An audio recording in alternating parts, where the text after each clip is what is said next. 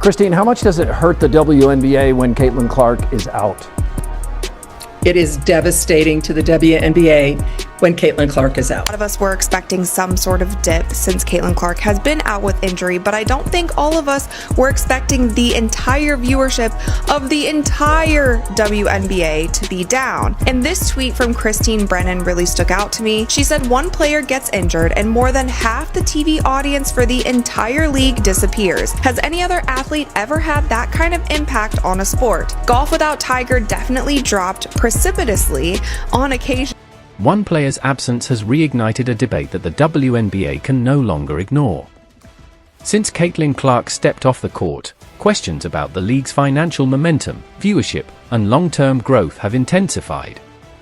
Many critics argue that her star power has become a driving force behind the WNBA's recent surge in attention, exposing just how dependent the league may have become on a single superstar. Whether that perception is entirely fair or not, the conversation is growing louder, and every game without Clark fuels fresh speculation about the league's future and the cost of failing to fully capitalize on its biggest attraction. And the truth is the truth, and the data is there. And what we saw when Caitlin was out the last time, the 5 games that she missed earlier in the season, the WNBA's viewership dropped more than 50%. Not just the Fever, but the entire league. The moment Caitlin Clark left the court, the conversation around the WNBA changed overnight. Headlines exploded, social media erupted, and one uncomfortable question refused to go away: has the league become too reliant on its biggest superstar? After Clark's quad injury on June 24th, fans watched ratings, attendance, and online buzz come under intense scrutiny. Now, with another groin injury keeping her sidelined for an uncertain period, the same debate has returned with even greater intensity, raising fresh questions about the league's ability to sustain its momentum without the player many believe transformed its spotlight. Injury jumped to her groin likely because of compensation, but the thing that you have to be careful of is if, say, you try to rush her back from this injury as well, then you're getting into this territory where a very serious injury can happen. That is what the Indiana Fever, that is what Caitlin need to avoid the best that they possibly can. So if it means that Caitlin is out for 3 weeks, if it means that she is out all the way through All-Star, the numbers are impossible to ignore. Whenever Caitlin Clark steps onto the court, television ratings explode, arenas are packed from top to bottom, and excitement around the WNBA reaches another level. But the moment she's unavailable, everything changes. Went down. The WNBA ratings have dropped over 55% across the board. Hey, guess what, guys? League is Caitlin Clark. The league is Caitlin Clark. She is the WNBA, guys. Sidelined with a left quad strain May 24th. National TV viewership has plunged since then 55%. Before the injury, the Fever, her team, were averaging 1.81 million viewers, almost 2 million. Since her injury, fewer than 850. National TV viewership reportedly falls dramatically. Indiana Fever games lose a huge portion of their audience, and the difference is so massive that it raises one unavoidable question: just how dependent has the league become on its biggest superstar? And this is where the conversation takes a surprising turn. While Caitlin Clark has been breaking records, selling out arenas, and bringing millions of new eyes to women's basketball, many critics argue that the league has failed to properly protect the player responsible for creating so much of that momentum. Is alarming for the league, and it's alarming for the league because this is such a crucial year for the WNBA. At the end of this season, the WNBA will go into CBA negotiations. If negotiations go well, then every single player in the WNBA has a much better chance of making so much more in their next contract. And that's one thing when you start thinking about how many people stopped watching when Caitlin Clark got injured. A lot of people stopped watching because they are boycotting the WNBA. They don't want to give viewership to any other teams or any other players, whether they like other players on the team or not, because of how the media and the league itself has handled Caitlin Clark and how they have treated. Instead of celebrating the unprecedented attention surrounding the WNBA, fans have watched Clark absorb constant physical contact, controversial fouls, and aggressive defensive play that often dominates headlines more than the basketball itself. The frustrating part is that this isn't a brand new situation. Sports history has repeatedly shown what happens when a league fails to protect its biggest attraction. Star players drive ticket sales, television ratings, sponsorships, and overall fan engagement. Lose that star, and the business immediately feels the impact. Yet many believe the WNBA is repeating the exact same mistake all over again. It's almost like watching someone touch a hot stove, get burned, and then instantly reach for it again expecting a different outcome. What makes this situation even more significant is the timing. This season isn't just another chapter in league history. It's one of the most important years the WNBA has faced because collective bargaining negotiations are approaching. A stronger league means larger television contracts, increased revenue, and ultimately better salaries for every player. But if fan interest begins to cool, those financial opportunities could become much more complicated. Many fans claim that Clark's absence has changed their viewing habits completely. Some continue supporting the league, while others openly admit they're simply not watching when she isn't playing. Whether that's because of her unique playing style, her popularity, or frustration with how they believe she's been treated, the result appears to be the same: fewer viewers tuning in. The financial impact has also become a major talking point. Ticket prices for Indiana Fever games reportedly dropped significantly once Clark was sidelined.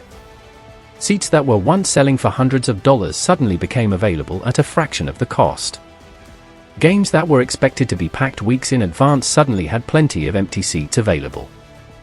Even road games that had been moved into larger arenas because of overwhelming demand suddenly faced the challenge of filling those extra seats without Clark on the floor. One matchup in particular highlighted the difference perfectly. The Fever's highly anticipated rematch against the Los Angeles Sparks had generated enormous excitement before injuries changed everything. Ticket prices reportedly dropped dramatically, and what many expected to become another blockbuster event suddenly lost much of its national attention. For casual sports fans, Caitlin Clark isn't just another player. She's become the reason many people are watching the WNBA for the very first time. But beyond television ratings and ticket sales, another concern is beginning to grow. This season has already seen Clark deal with multiple injuries in a relatively short period. First came the left quad strain. Then another injury interrupted her momentum again. For any athlete, that's worrying. The last thing fans want is for one of basketball's brightest young stars to develop a reputation for constantly battling injuries early in her career. Sometimes the smartest decision isn't rushing back onto the court. Sometimes protecting a franchise player today prevents much bigger problems tomorrow. Veteran sports journalist Christine Brennan has also been outspoken about the situation. She believes the WNBA has failed to capitalize on one of the greatest opportunities in league history.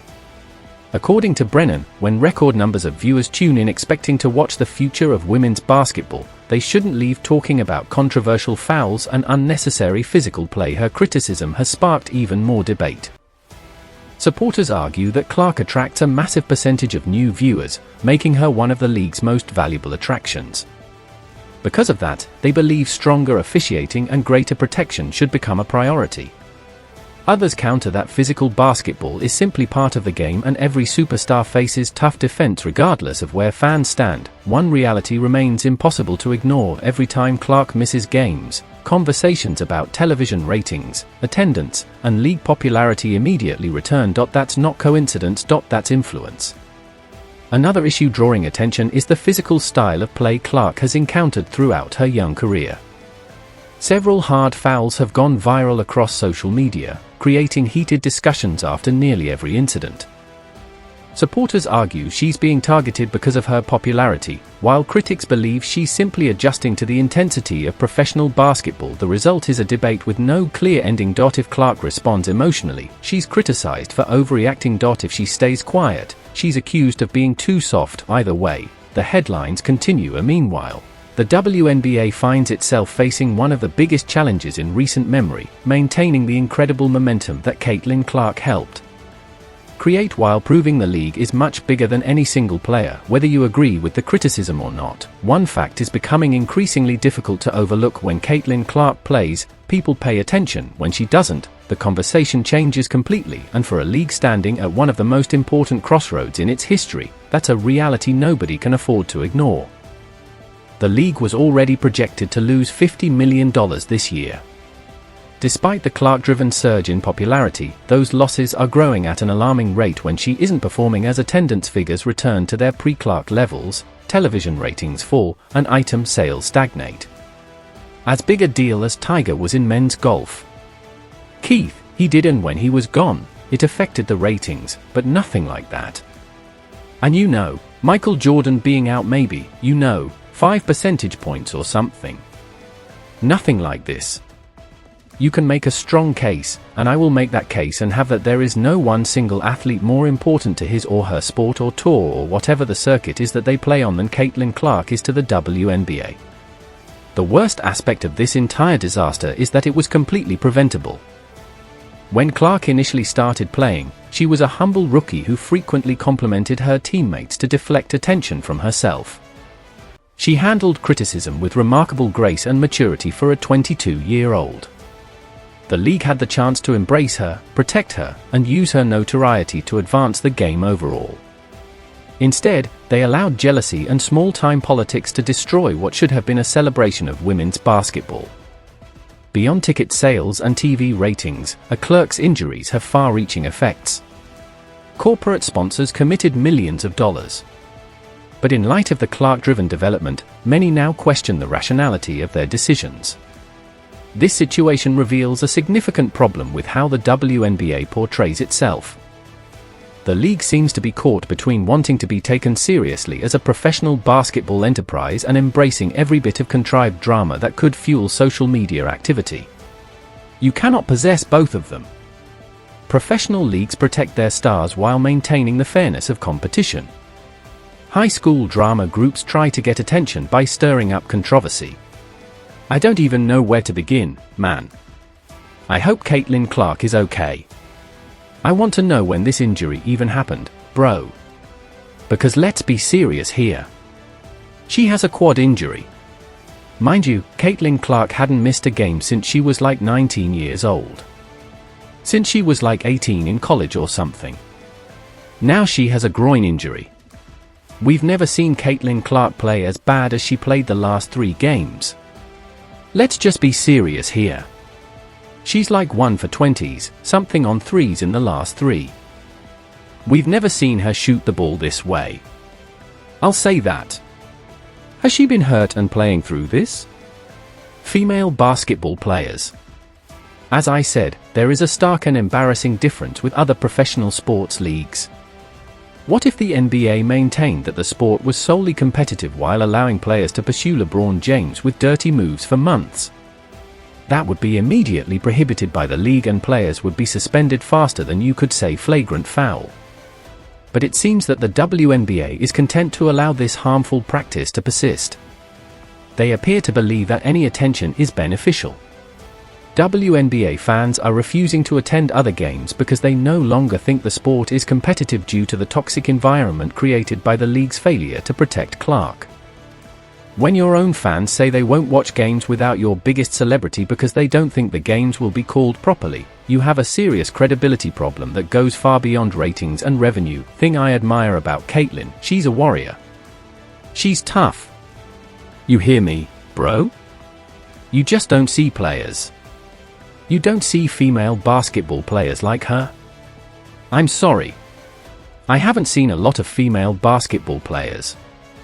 Like I said, the WNBA has had several opportunities to turn things around, but they have continuously failed, which just makes things worse.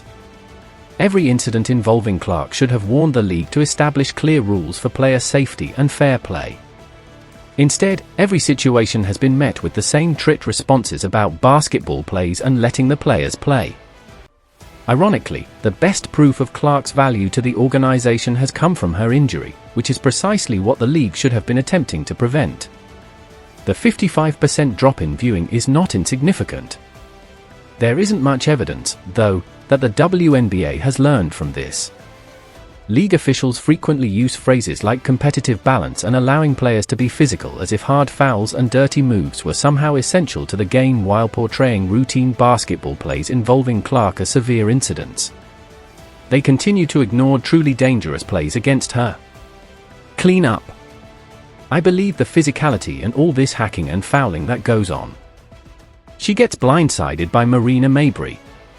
I think all of this stuff is having a wear and tear and an impact, and all you guys are doing is hurting yourselves because the numbers are going to drop and drop and drop. And trust me, when it's time for that collective bargaining agreement, they're going to point to this and say, well, how can we give you guys all this money? What happens if she gets hurt? The WNBA must make some tough decisions regarding the kind of league they want to be. But there isn't a complex solution to this issue.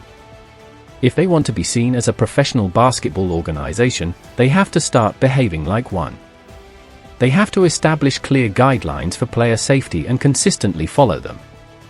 Artificial disputes must no longer overshadow the actual basketball game.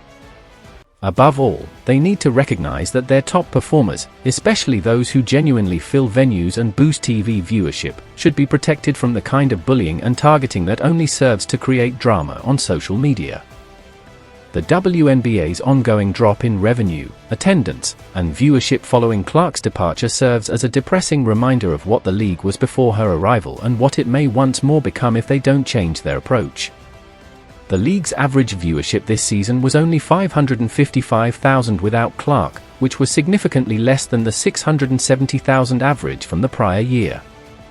These numbers represent a return to the pre-Clark era of empty stadiums and meaningless games that were only attended by ardent fans because of the way they play the game. Cause I love the WNBA. I love the way they play the game.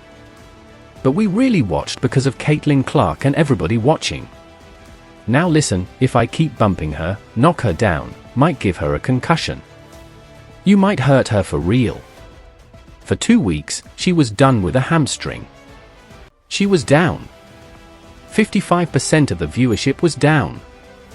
She comes back. The next game is about 3 million viewers. Now, let me tell you something. Growing up in the hood, they teach you this. Always protect the money. You'll keep hurting her and all that. She was gone for a year or two. Ain't nobody going to watch it. If nobody watches, how are you going to make and generate money? The worst thing about the whole situation is that it didn't have to be this way. If the WNBA had adequately protected and promoted their star athlete, they could have used Clark's popularity to build a strong foundation for long-term success. Instead, they have built a house of cards that collapses as soon as their best draw is removed off the court until they figure out how to protect and advance the players who actually spark interest in their league. The W commodity, or if they will continue this detrimental trend until they have squandered every opportunity that Clark's notoriety has provided them. It doesn't seem like the league is suddenly getting more sensible based on what we've seen thus far. Please share your thoughts in the comment section. Subscribe and enable all notifications so you don't miss anything. We'll see you in the next one after you click the video on the screen.